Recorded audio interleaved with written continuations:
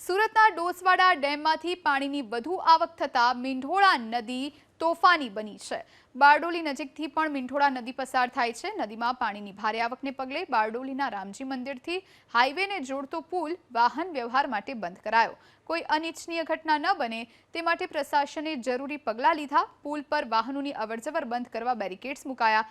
Highway તરફ જવા માટે વાહન ચાલકોએ મુખ્ય માર્ગ થઈને 3 કિલોમીટર સુધીનો ચકરાવો કરી જવાની નોબત આવી છે।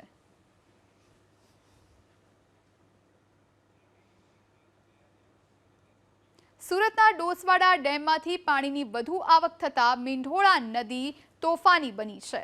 બારડોલી નજીકથી પણ મીંઢોળા નદી પસાર થાય છે। નદીમાં પાણીની ભારે આવકને પગલે બારડોલીના રામજી મંદિરથી હાઈવેને જોડતો પુલ વાહન વ્યવહાર માટે બંધ કરાયો। કોઈ અનિચ્છનીય ઘટના ન બને તે માટે પ્રશાસને જરૂરી પગલાં લીધા। પુલ પર વાહનોની અવરજવર બંધ કરવા બેરિકેડ્સ મુકાયા। હાઈવે તરફ જવા માટે વાહન ચાલકોએ મુખ્ય માર્ગ થઈને 3 કિલોમીટર સુધીનો ચકરાવો કરી જવાની નોબત આવી છે।